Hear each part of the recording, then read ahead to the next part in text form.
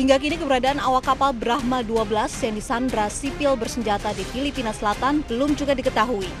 Seperti diketahui, tugboat Brahma 12 bertolak dari Banjarmasin menuju Pulau Batangas di Filipina Selatan pada tanggal 15 Maret 2016. Kapal tersebut mengangkut muatan batu bara dengan 10 kru. Disampaikan pemerintah Indonesia melalui Menteri Pertahanan, tentara Indonesia tidak bisa serta-merta memasuki wilayah Filipina untuk melakukan operasi pembebasan. Karena tentara Indonesia harus menghormati kedaulatan negara Filipina. Namun demikian, tentara Indonesia kini selalu dalam kondisi siap bertugas untuk melakukan operasi pembebasan sandera. Pemerintah Filipina sendiri sepertinya enggan memberikan uang tebusan kepada pelaku penyanderaan. Pasalnya, uang tebusan tersebut akan digunakan untuk membangun kekuatan kelompok Abu Sayyaf dengan mempersenjatai mereka. Sementara kelompok Abu Sayyaf memberikan batas waktu maksimal kepada pemerintah Filipina untuk mengirim uang tebusan tersebut pada tanggal 8 April mendatang. Dan pemirsa, di tanah air, keluarga ABK yang disandra kelompok militan Abu Sayyaf terus menantikan kabar baik dari perkembangan terbaru yang terjadi di Filipina Selatan. Dan sudah ada reporter kami Ulfah Jalawali yang saat ini bersama dengan keluarga salah seorang ABK yang tinggal di Makassar, Sulawesi Selatan. Ulfah, silakan. Baik Aryo dan pemirsa, H-7 jelang tenggat waktu yang diberikan oleh terduga teroris kelompok Abu Sayyaf yang menyandra kapal TB Brahma 12 sejak Sabtu 26 Maret lalu. Keluarga korban terus berharap cemas akan kondisi keselamatan dari keluarga mereka yang menjadi sandra di kapal tersebut. Dan para keluarga korban terus saja berdoa dan hanya bisa berpasrah karena hingga saat ini menurut mereka belum ada kabar pasti dari pemerintah setempat maupun dari pemerintah daerah dan juga pemerintah pusat dan juga dari perusahaan kapal tempat keluarga mereka bekerja terkait kondisi terkini keluarga mereka saat ini. Namun mereka juga terus melakukan doa bersama dengan puluhan warga dan juga masyarakat sekitar untuk mendoakan korban.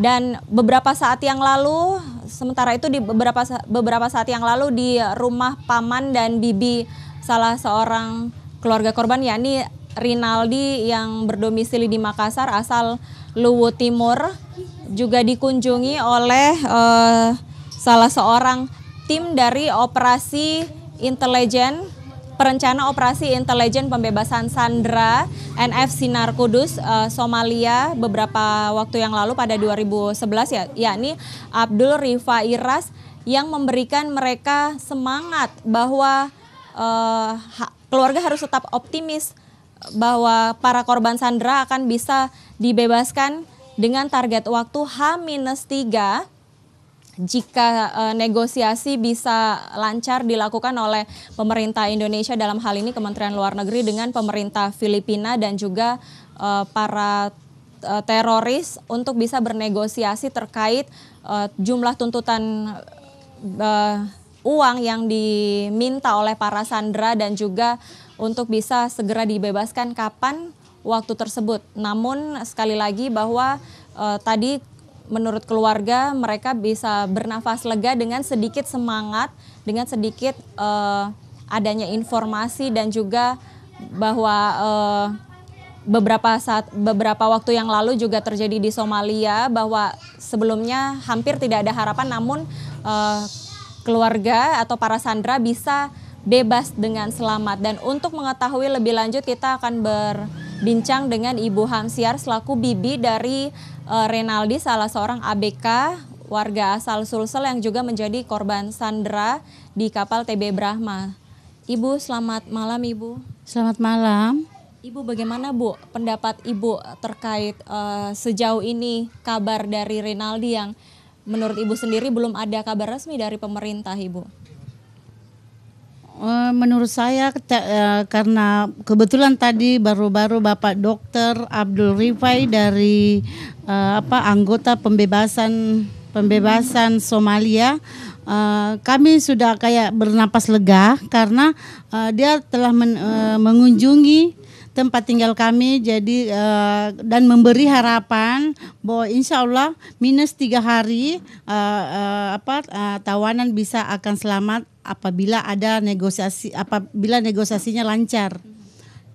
Tapi sebelum-sebelumnya belum ada kabar resmi ya Bu ya dari pemerintah daerah atau bahkan pemerintah pusat dan juga perusahaan tempat Rinaldi bekerja, Ibu? Oh, saya dari pemerintah pusat saya nggak pernah dapat informasi ataupun dari tempat Rinaldi bekerja. Iya, saya nggak pernah mendapatkan kabarnya.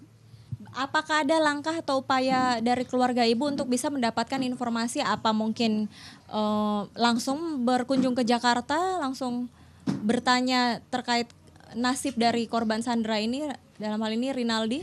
Kalau kami sih maunya ke Jakarta berkunjung langsung, tapi kan kita juga kita harus punya persiapan juga lebih ini. Tapi kan kita ini keluarganya kurang mampu Pak Mbak, jadi bagaimana caranya kita harus berangkat. Sedangkan kita juga ini butuh dana. Kita di rumah cuman bisa berdoa sebisa mungkin, mudah-mudahan Aldi dan rekan-rekannya bisa selamat kembali seperti biasa dan bekerja kembali dan tidak mengalami trauma yang sangat besar. Oke. Ibu, sejauh ini sebenarnya seperti apa komunikasi Ibu dan Rinaldi sendiri pada saat berlayar, Ibu? Karena kami di tanggal 23 Maret dia masih sempat mengirim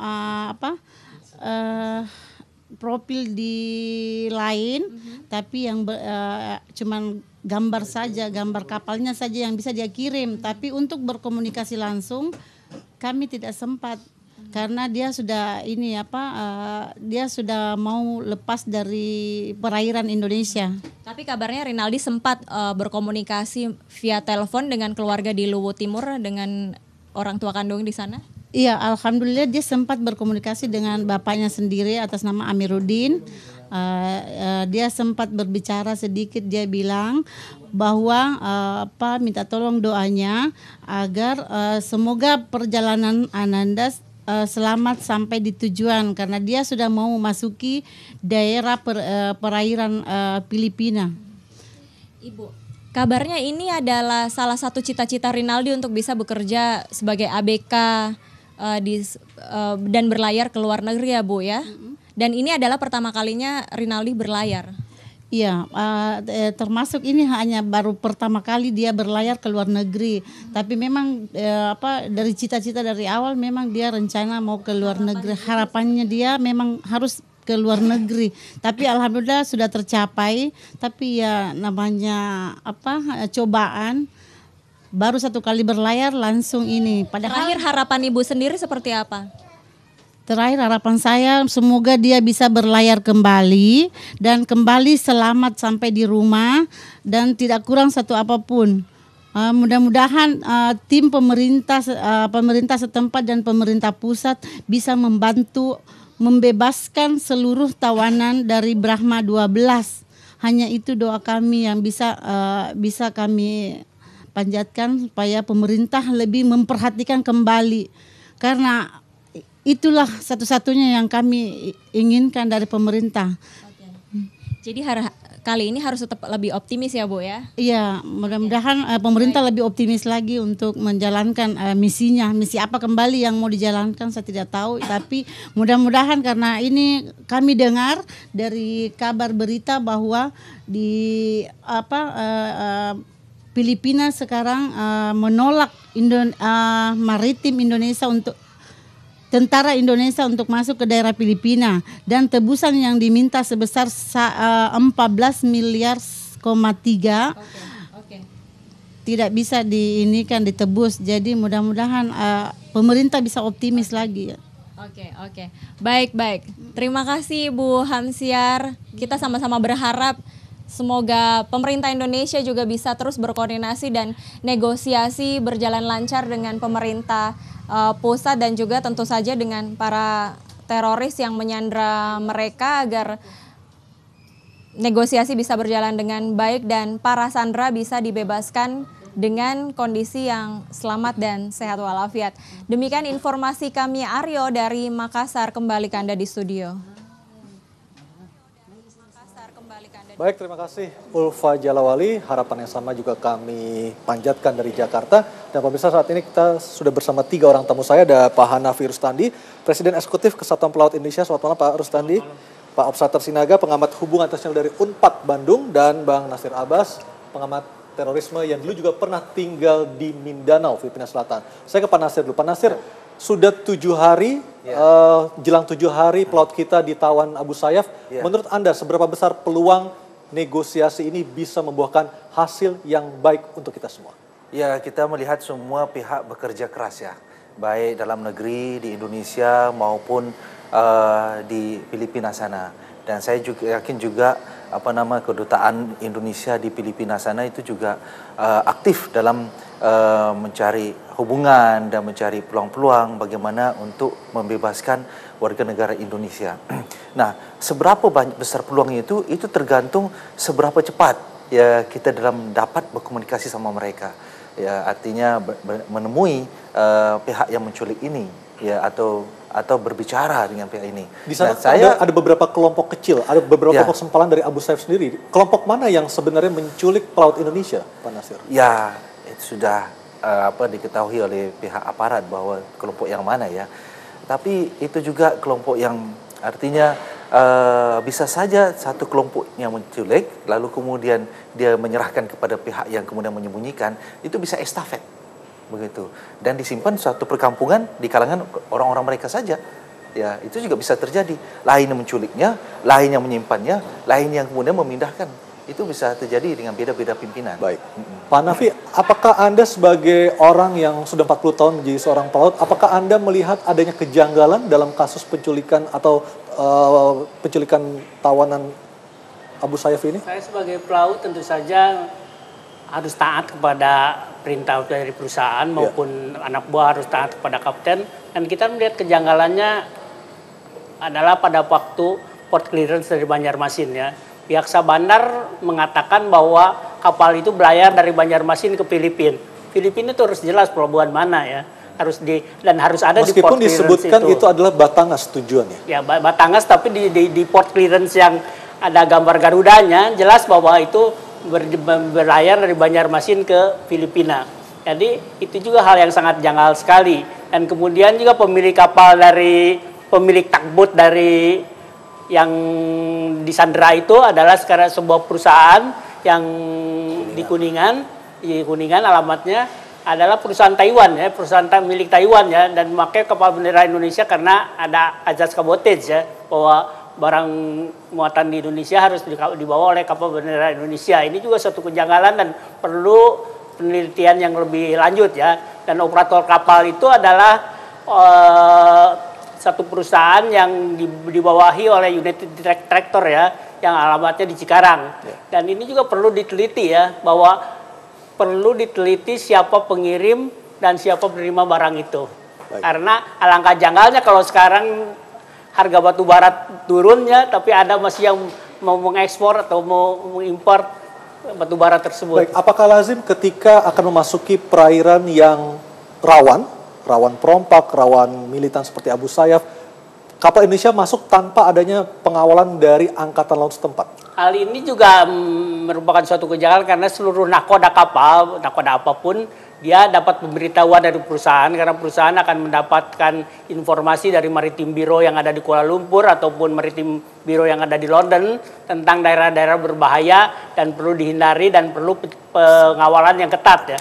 Seperti di daerah-daerah di Filipina Selatan ini perlu adanya Bakamla, adanya juga kapten kapal pun sebetulnya bisa melakukan hubungan melalui handphone atau melalui alat-alat komunikasi di kapal ya. Tapi apa yang ini dilakukan atau tidak ya? Karena kejanggalan yang pertama adalah berita ini didapat dari WhatsApp yang dilakukan oleh nakoda ya, kemudian disebarkan oleh kawannya, kemudian tidak lama kemudian pada hari Senin pihak perusahaan mendapatkan ancamannya dari yang mengatasnamakan Abu Sayyaf dan meminta tebusan sebanyak 5 juta pesos. Ya. Baik, Pak Opsater, apakah apa yang disebutkan Pak Hanafi tadi merupakan sebuah kelaziman dari apa yang dilakukan kelompok Abu Sayyaf dalam tataran hubungan internasional? Saya kira enggak ya.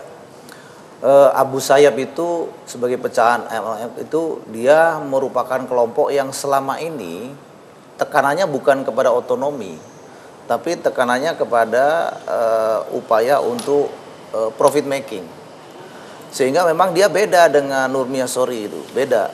Karena itu kalau lihat peristiwanya dengan awalnya bagaimana, biasanya sebuah perompakan seperti ini ada keterlibatan ABK di dalamnya itu. Pasti ada keterlibatan Artinya Anda juga menilai atau mencium adanya kejanggalan dalam kasus ini? Iya, jelas ada kejanggalan. Ya, kejanggalan yang nyata adalah kalau misalnya dia terjadi, kita lihat sekarang barang yang dibawa itu batu bara. Apa sih nilainya batu bara sekarang yang harganya sangat menurun? Kalau sekiranya dia menggugat sampai 14,5 miliar katakan, itu terlalu tinggi untuk nilai yang dibawanya.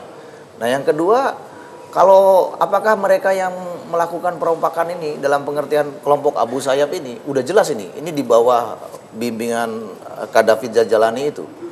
Apakah dia mau membunuh orang-orang seperti anak buah kapal itu? Nah, persoalannya adalah kenapa pemerintah hanya mengatakan kita akan mengutamakan keselamatan dari anak buah kapal atau warga negara Indonesia. Tapi bukankah target operasi pembebasan memang yang paling pertama adalah penyelamatan secara tapi kenapa nggak segera dilakukan? Kan? Kenapa nggak segera dilakukan? Bukankah karena Filipina adalah negara berdaulat, kita tidak bisa masuk sembarangan? I see. Filipina tidak mungkin melakukan negosiasi dengan Abu Sayyaf. Tidak mungkin. Benar seperti itu, Pak Nasir? Ya, ini kan saya yakin Filipina juga punya pengalaman yang banyak dalam berurusan dengan Abu Sayyaf. Ini bukan baru satu kali. Sejak dari tahun 95 mereka sudah punya tawanan-tawanan. Pada tahun 95 saat mereka menyerang kota Ipil, itu sekitar 50 tawanan sudah mereka bawa pergi. Begitu. Dan itu sudah menjadi bargaining mereka untuk bisa melarikan diri, untuk mendapatkan ransom dan lain-lain. Sehinggalah sampai sekarang ini banyak sekali, sampai selain daripada 10 ABK, banyak juga warga negara asing yang masih dalam tangan mereka. Termasuk warga negara Filipina sendiri juga masih ditawan. Masih ada begitu. Dan jelas itu bukan kalau dia tidak bisa melakukan tawar-menawar, ya udah nggak ada lagi. Dia kan nggak mau kehilangan muka kalau misalnya kita menurunkan para trooper misalnya, kita turunkan kelompok Sandi misalnya dari Kopassus turun ke sana. Karena kita lihat Abu Sayyaf itu kalau dilihat ke belakang, sebenarnya mereka ini adalah orang-orang yang dulu dilatih oleh Gregorio Honasan. Dan Gregorio Honasan ini dilatih oleh Kopasanda. Kopasanda itu sekarang Kopassus. Mereka tahu benar bagaimana cara gerilyanya Abu Sayyaf itu. Ataukah sebenarnya seberapa besar kemampuan militer Filipina untuk menumpas Abu Sayyaf? Ya. Saya kira yang paling penting di sini adalah pemerintah Indonesia sudah melakukan langkah-langkah yang benar ya, karena ada konvensi internasional yang disebut flag state responsibility, tanggung jawab negara terhadap bendera kapal, terhadap awak kapal, bahwa mereka bertanggung jawab. Pihak Devplu, pihak angkatan bersenjata sudah berdiri di tengah-tengah mereka dan itu memberikan optimisme ya kepada pelaut dan keluarganya seperti tadi yang dikatakan bahwa negara sudah ada, bahwa negara sudah hadir. Pak Hanafi. Ya, pemirsa, nama Muqtadil bersaudara disebut-sebut sebagai pelaku penculikan 10 ABK Indonesia di Filipina Selatan. Talk to iNews akan segera kembali dengan berita selengkapnya.